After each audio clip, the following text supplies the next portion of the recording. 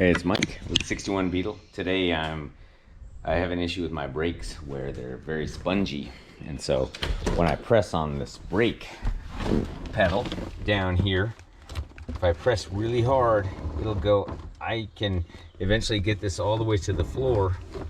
And one point I was on the highway and I pressed it all the way down, and it was still, it wouldn't lock the brakes. And so I think that there absolutely must be some air in the fuel in the brake line. I don't lose any brake fluid, and it's here. And the way that I'd been bleeding my brakes before was using this method, where I put some brake fluid in there, and then I put this on my the little nub, and I pump the brakes until it seems like no air is coming out. But obviously, then it's one person. I'm going back and forth, and I can't really tell if any air went back up in there. So what I did is I invested 30-40 bucks in this thing called a vacuum brake fluid bleeder. And so I haven't even looked at this thing yet, but what it's supposed to allow me to do is you pump the brake fluid using this little vacuum valve, and it allows you to basically squeeze out the brake fluid by sucking it out, rather than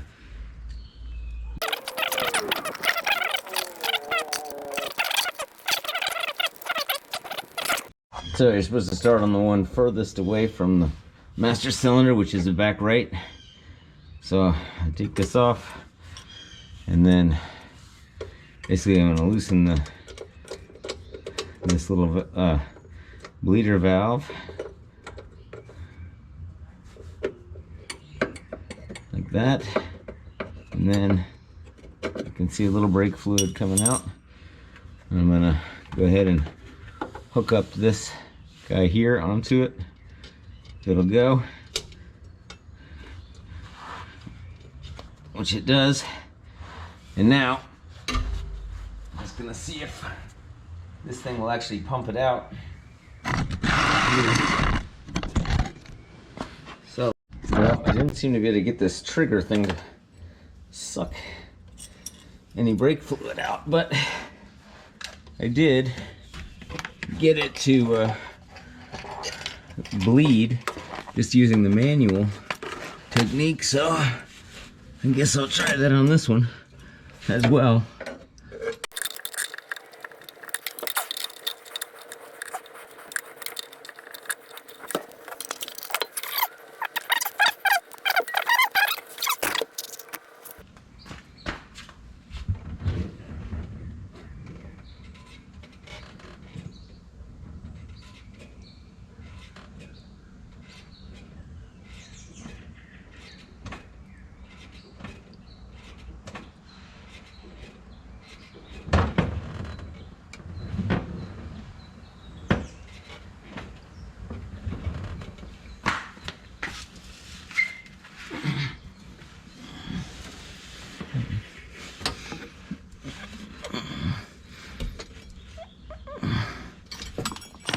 Well, seemed like that did something.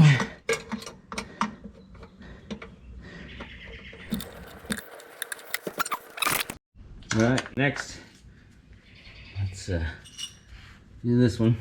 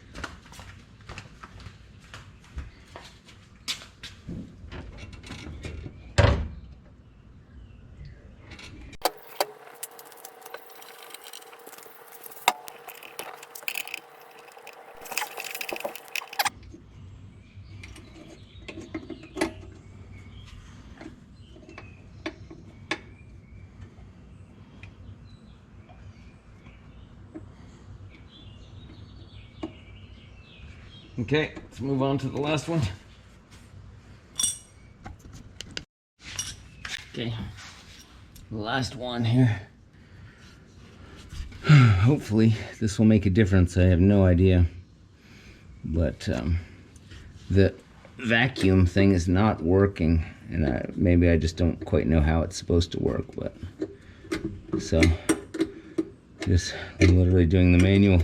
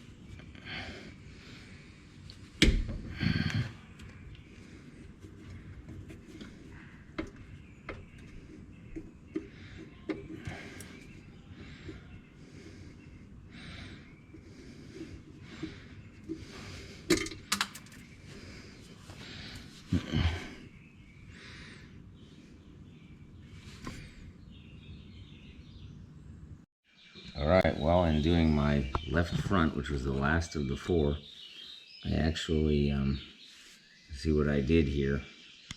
As I was bleeding this brake, I broke this off here. You see how that thing used to go like that, and I broke it off, and this thing was then stuck in the brake cylinder, and I was like, you've got to be freaking kidding me. So I'm not exactly sure how or why I did that, and I couldn't find that part, and I just wanted to get it, because today's Sunday. I wanted to get that part.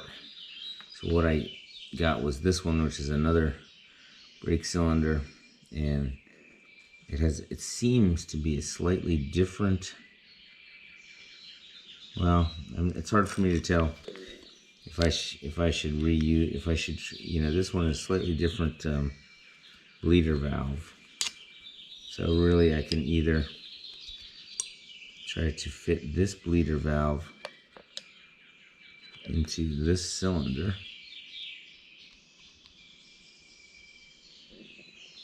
but it doesn't seem to quite have the same threading.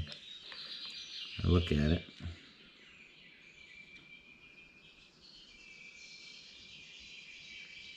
And it has a much smaller little sort of nipple-y thing there, so probably what I'm going to do is use this on the one that it came on and just put this one on there for now, just to get the Beetle running today. So I had to take off the entire wheel and everything here, and here it is.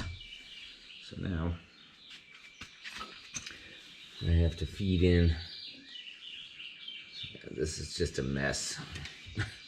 Honestly, I had this thing totally.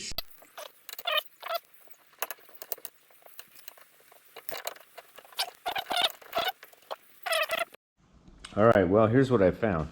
I finally got this all adjusted up.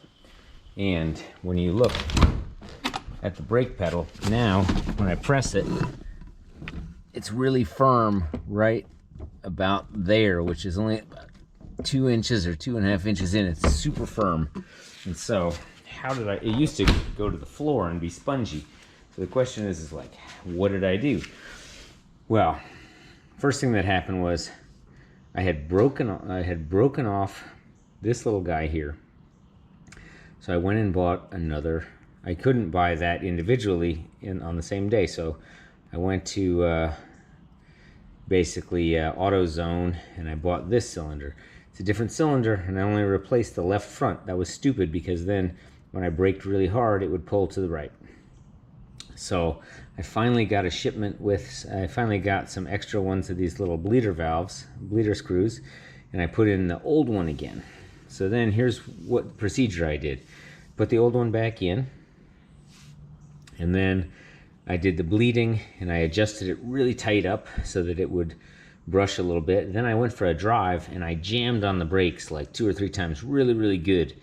And then I came back, and of course, then it centers everything, so then you can adjust the brakes. And then I did that on the front about 2 more times, where I was really jamming it, and once or twice I could actually hear on this side something made a little clink, and so I was really trying to center the brake shoes on the drum. And then once it was really centered, because I jammed it a few times, I could actually adjust it another click or 2. And then in the end, I wind up with a brake pedal that's really firm. And I also learned, never replace just one brake cylinder with a different brand's brake cylinder, because they may have a different inside diameter or different displacement for this, and so you need 2, and then it would be the same. But of course, anybody would know that, but I didn't, and so I was just trying to get the brakes to work so I could drive this car. But anyway, yeah, that's my experience with the brakes, and just getting a brake pedal that is really firm and can lock the wheels, and you just have to adjust them, bleed them, adjust them, slam on the brakes a couple times, adjust them again, slam on the brakes, adjust them again. In the end, you wind up with a nice, really firm brake pedal, which is what I did, and it's not spongy at all anymore. All right, like or subscribe, guys. Talk to you soon.